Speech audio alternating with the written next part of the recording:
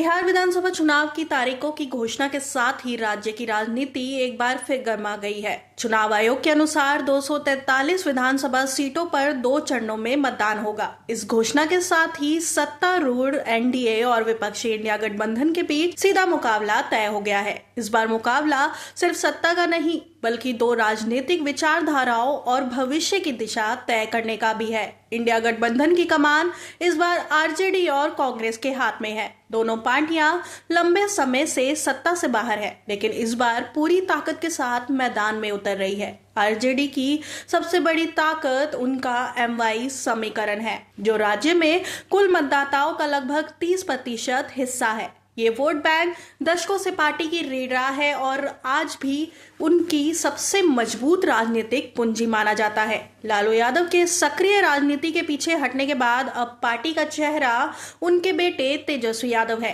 तेजस्वी यादव ने रोजगार, पलायन और सामाजिक न्याय जैसे मुद्दों को केंद्र में रखकर युवाओं में अपनी अलग पहचान बनाई है। वे नई पीढ़ी के लिए उम्मीद और परिवर्तन का प्रतीक बन चुके हैं। कांग्रेस भी इस बार पूरी तरह सक्रिय दिख रही है। राहुल गांधी की वोटर अधिकार यात्रा ने पार्टी कार्यकर्ताओं में नई ऊर्जा भर दी है। इस अभियान ने जमीनी स्तर तक संगठन को सक्रिय किया है और इससे गठबंधन में उत्साह दिखाई दे रहा है। हालांकि आरजेडी के सामने कुछ गंभीर चुनौतियां भी है। पार्टी पर अब भी परिवार केंद्रित नेतृत्व का थप्पा लगा हुआ है।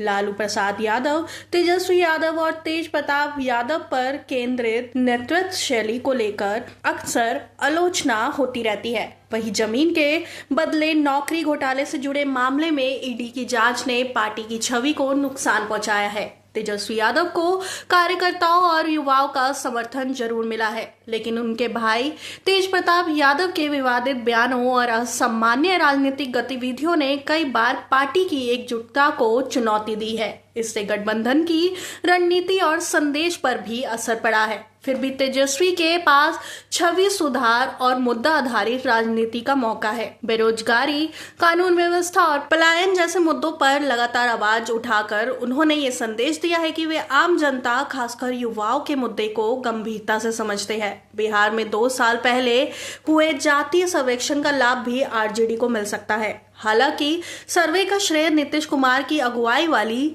एनडीए सरकार को जाता है, लेकिन उस समय आरजेडी सत्ता में साझेदारी थी। अब पार्टी इस सर्वे को मंडल राजनीति को जोड़कर पिछड़े और वंचित वर्गों के बीच अपनी पकड़ मजबूत करने की कोशिश कर सकती है।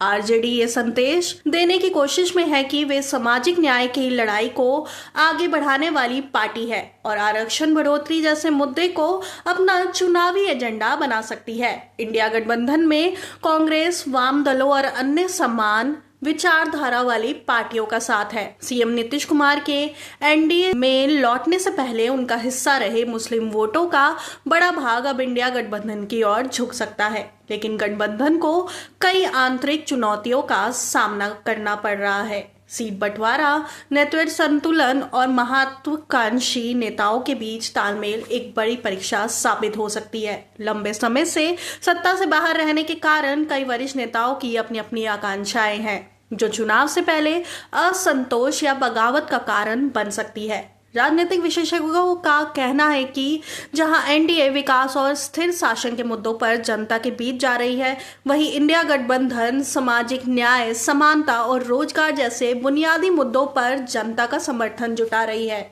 इस बार बिहार चुनाव में युवा मतदाता निर्णायक भूमिका निभाने वाले हैं। राज्य की लगभग 7% आबादी 40 वर्ष से भी कम आयु की है और यही वर्ग सबसे ज्यादा बेरोजगारी, पलायन और शिक्षा के मुद्दों से प्रभावित है। तेजस्वी यादव इसी वर्ग पर फोकस कर रहे हैं और नई सोच, नया बिहार जैसे नारों के जरिए उम्मीद का संदेश दे रहे हैं। साथ ही जातीय समीकरण अब भी बिहार की राजनीति में महत्वपूर्ण भूमिका निभाते हैं। एनडीए जहां ऊपरी जातियों और गैर यादव पिछड़ों पर भरोसा कर रही है, वहीं इंडिया गठबंधन पिछड़े, दलित और मुस्लिम वर्गों को एकजुट करने की कोशिश में है। बिहार चुनाव 2025 केवल सत्ता परिवर्तन का नहीं बल्कि विचारों और भविष्य की दिशा तय करने का चुनाव है। एक तरफ एनडीए विकास और स्थिरता की बात कर रहा है तो दूसरी ओर इंडिया गठबंधन रोजगार, समानता और सामाजिक न्याय की राजनीति पर भरोसा जता रहा है। तेजस्वी यादव के नेतृत्व में आरजेडी और राहुल गांधी के सक्रिय अभियान ने विपक्ष को नई ऊर्जा दी है, लेकिन सीट बंटवारे और आंतरिक तालमेल की चुनौती उनके सामने अब भी बनी हुई है। राज्य की जनता इस बार जाति और धर्म से ऊपर उठकर किसे चुनती है, ये आने वाले हफ्तों में तय होगा। लेकिन इतना तय है कि बिहार की राजनीति एक बार फिर राष्ट्रीय स्तर पर बड़ा संदेश देने जा रही है।